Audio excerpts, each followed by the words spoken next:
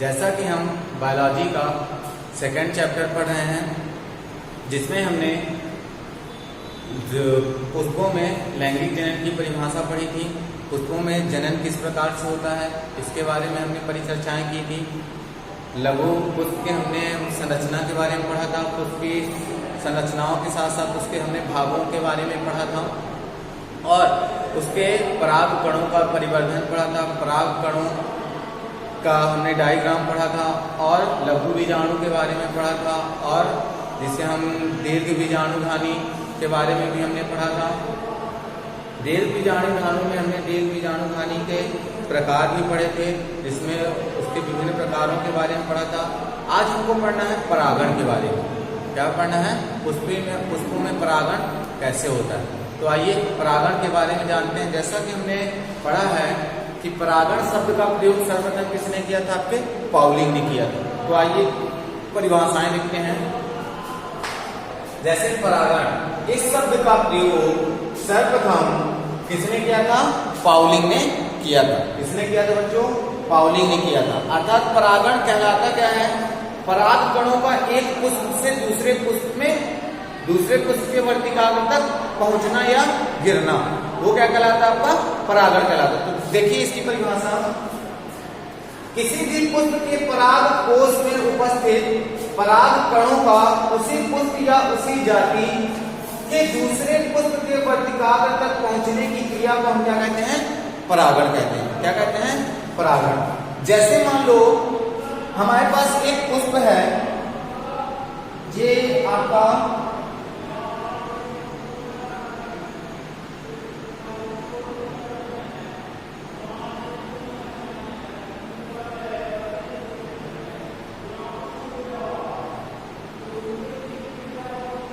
ये आपका पुष्प है। क्या है?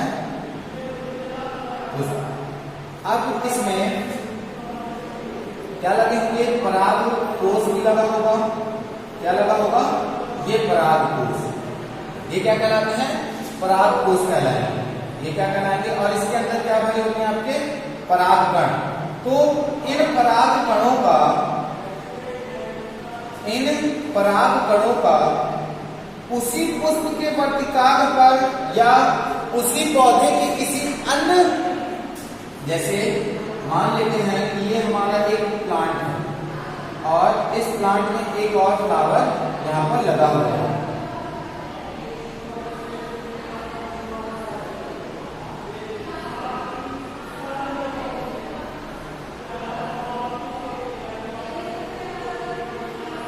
तो इसके पराग कण कहां पर आगे गिरना? इस पुष्प के वर्तिकाग्र पर गिरना। कहां पर गिरना? उस पुष्प के वर्तिकाग्र पर गिरना। वो क्या कहलाता है? आपका परागण कहलाता है। या किसी दूसरी जाति के पुष्प के पराग कण पर वर्तिकाग्र पर गिरना क्या कहलाता है? आपका परागण कहलाता है। तो इतने आप परिभाषा बता सकते हैं। परागण किसी पुष्प में उपस्थित पराग कोश के पराग कणों का एक पुष्प से दूसरे पुष्प के वर्तिकाग्र तक पहुंचना या पहुंचने की प्रक्रिया को हम क्या कहते हैं? परागण कहते हैं। यह कितने प्रकार का होता है? 2 प्रकार का होता है। कितने प्रकार का होता है?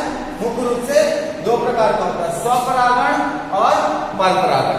कितने प्रकार का होता है? ये 2 प्रकार का, स्वपरागण और परपरागण। तो स्वपरागण की परिभाषा देखते हैं। जब एक पुष्प के पराग कण उसी पुष्प के वर्तिकाग्र या उसी पौधे के अन्य पुष्प तक स्थानांतरित होते हैं। देखो, जैसे हमने परागण की कुछ परिभाषा पढ़ी कि किसी पुष्प के पराग कोश में उपस्थित पराग कणों का उसी पुष्प या किसी दूसरी जाति के अन्य पुष्प पर गिरने की प्रक्रिया को हमने क्या कहा? परागण कहा। अब ऐसे स्वपरागण में क्या बताओगे? जब एक पुष्प के परागकण, जब एक पुष्प के परागकण उसी पुष्प के वर्तिकाग्र पर या उसी पौधे के किसी अन्य पुष्प पर क्या होते हैं? गिरते हैं, वो क्या कहलाता है? आपका स्वपरागण कहलाता है। जैसे हम इसी का उदाहरण ले लें, इसके परागकण यहाँ गिरे या फिर इसके परागकण उसी पुष्प के दूसरे, उसी पौधे के दूसरे पुष्प पर गिरे, तो ये क्या कहलाएगा? आपका स्वपरागण कहलाएगा। क्या कहलाएगा? स्वपरागण। सेम इसी को उल्टा जब आप बताएंगे परपरागण, परपरागण में क्या होगा? उसी पुष्प के परागकण या फिर किसी पुष्प के परागकण उसी पौधे के पुष्प या उसी जाति के दूसरे पुष्प के वर्तिकाग्र पर गिरते हैं, उसे हम क्या कहते हैं? परपरागण कहते हैं। तो देखिए, जैसे कोई आपका एक प्लांट है, यहां पर क्या लगा हुआ है? आपका एक फ्लावर लगा हुआ है।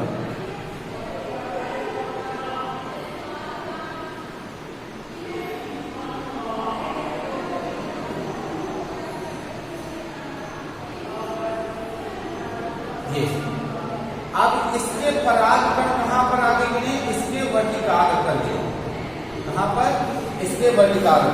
तो ये क्या कहलाया जाएगा? आपका परपरागण कहलाया जाएगा। क्या कहलाया जाएगा? परपरागण। तो अब देखिए, जैसे आइए इनके वो स्वपरागण भी कितने प्रकार का होता है? 2 प्रकार का होता है। कौन कौन सा? स्वयुग्मन और सजात पुष्पी। स्वयुग्मन परागण किसे कहेंगे? ऐसा परागण जिसमें उसी पुष्प के परागकण उसी पुष्प के वर्तिकाग्र पर गिरे, वो क्या कहलाएगा? आपका स्वयुग्मन परागण कहलाएगा। स्वयुग्मन की परिभाषा क्या बताएंगे? जब किसी पुष्प के परागकण उसी पुष्प के वर्तिकाग्र पर, केवल उसी पुष्प के वर्तिकाग्र पर गिरते हैं, उसे हम क्या कहते हैं? स्वयुग्मन कहते हैं। और आपका सजाती पुष्पी, सजाती पुष्पी में क्या बताएंगे? जब किसी पुष्प के परागकण अपनी ही जाति के किसी दूसरे पुष्प पर गिरते हैं, तो उसे हम क्या कहते हैं? सजाती पुष्पी परागण कहते हैं। अब आइए इनके लाभ के बारे में पढ़ते हैं। महत्व के स्वपरागण के लाभ या महत्व। तो इनकी जाति की शुद्धता क्या रहती है? बनी रहती है। इनकी जाति की शुद्धता में कोई परिवर्तन नहीं होता है। इसमें परागकण कम खर्च होते हैं, अर्थात इनमें परागकणों की आवश्यकता क्या होती है? कम होती है। क्योंकि उसी पुष्प में गिर रहे हैं, तो इनको परागकण भी बनाने की आवश्यकता कम होती है। इसी प्रकार परागण होने की संभावना अधिक होती है, क्योंकि इनको ज्यादा दूर तक परागकणों के फैलाने की आवश्यकता नहीं होती, उसी पुष्प में गिरना है। तो इसमें बीजों को बनने की प्रक्रिया तथा परागण होने की क्रिया का होना अधिक संभव है। पुष्पों का आकर्षक व सुगंधित होना व आकर्षण आपका मकरांद रखना आवश्यक नहीं है। ध्यान रखिए, पुष्पों का स्वपरागण में पुष्पों का बड़ा होना, आकर्षित होना और आपका मकरांद रखना आवश्यक नहीं है, क्योंकि इसमें क्या होता है? स्वयं से ही परागण होता है, तो इसमें आवश्यक नहीं। आइए अब परपरागण के बारे में जानते हैं। इसके बारे में, परपरागण के बारे में। हाँ तो बच्चों, जैसे हमने परागण के स्वपरागण के बारे में पढ़ा, अब देखिए परपरागण के बारे में। परपरागण की परिभाषा क्या बताएंगे? जब एक पुष्प के परागकण उसी जाति के दूसरे पौधे में उपस्थित पुष्प पर गिरते हैं, उसे हम क्या कहते हैं? परपरागण कहते हैं। क्या कहेंगे?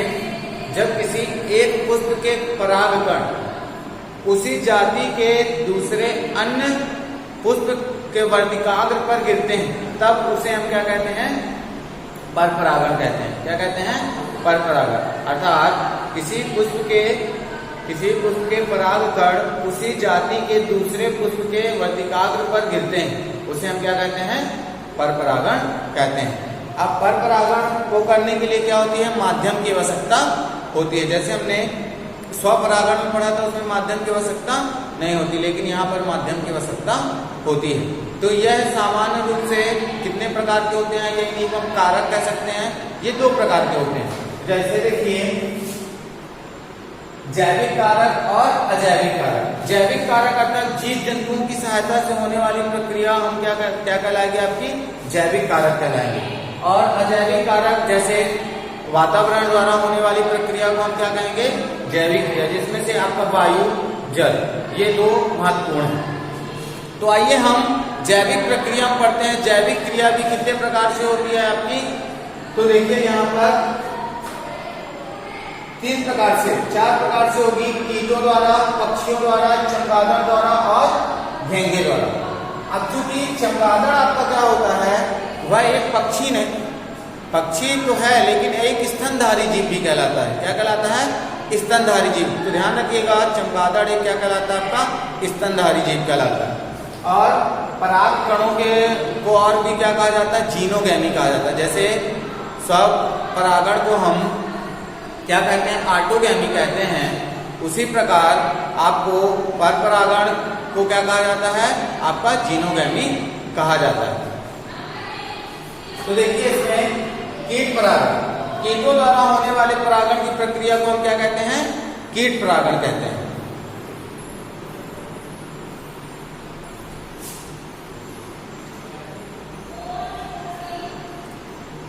तो इनके उदाहरण क्या क्या बताएंगे? जैसे सालविया में, अंजीर में, आर्किड में, इनमें क्या होगा? आपका कीटों द्वारा परागण होता है। विभिन्न प्रकार के पुष्पों में बहुत से ऐसे पुष्प होते हैं जिनमें आपका क्या होता है? कीटों द्वारा परागण होता है।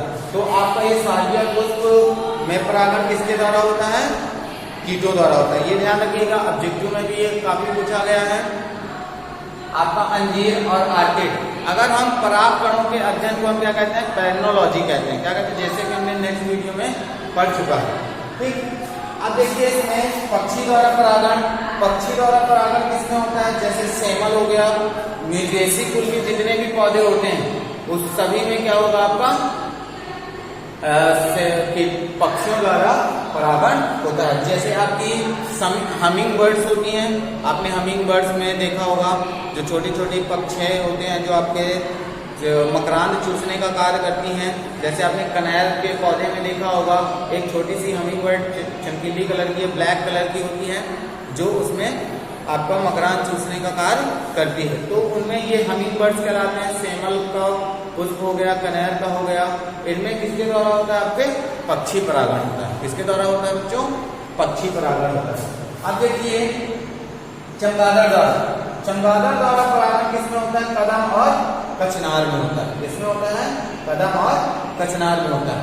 तो ये ध्यान रखिएगा, रात के समय जो चमगादड़ होते हैं वह कदम को खाने के लिए, उनकी सुगंध व मकरांद लेने के लिए वो कदम पर जाते हैं, कचनार पर। और जब वो एक कदम के पुष्प से दूसरे कदम के पुष्प पर जाते हैं तो उनके परागकण क्या होते हैं? एक पुष्प से दूसरे पुष्प पर स्थानांतरित हो जाते हैं। तो आपका चमगादड़ द्वारा कदम और कचनार में किसके द्वारा परागण होता है? चमगादड़ द्वारा होता है। ऐसे घोंगे द्वारा, घोंगा जिसे हम पायला भी कहते हैं, क्या कहते हैं? पायला। इनमें किसके द्वारा आपका परागण इनमें किनमें होगा? स्थूल मंजरी, अरबी, जिमीकंद जिसे हमने भूमिगत तने में पढ़ा था, तो आपने जिमीकंद, बांडा और अरबी पढ़ा था। उनमें किसके द्वारा होता है? घेंगे द्वारा परागण होता है। एक और ध्यान रखिएगा, जो विश्व का सबसे बड़ा पुष्प होता है रेफ्लेसिया, जो विश्व का सबसे बड़ा पुष्प होता है वो क्या होता है? आपका रेफ्लेसिया, जिसमें किसके द्वारा परागण होता है? आपका हाथी द्वारा परागण होता है। तो ये भी याद रखिएगा।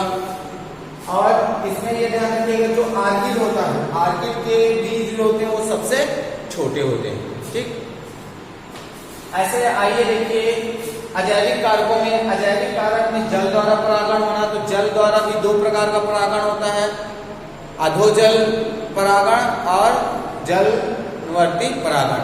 तो इसमें देखिए जल में किसमें परागण होता है?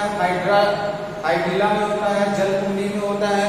तो अन्य पादपों में अर्थात जो जल में रहते हैं उसमें जैसे आपका स्पर्जिनेलिया हो गया, इनमें भी ठीक है आपका क्या होगा? जल द्वारा परागण होगा। अब देखिए इसमें वायु परागण, वायु परागण जितने भी आपकी खाद्यान्न फसलें होती हैं और धान, घास, मक्का, ज्वार, बाजरा, इन सब में किसके द्वारा परागण होता है? आपके वायु द्वारा परागण होता है। ठीक, तो ये आपका बन जाएगा। अब आइए इनके लाभ के बारे में जानते हैं।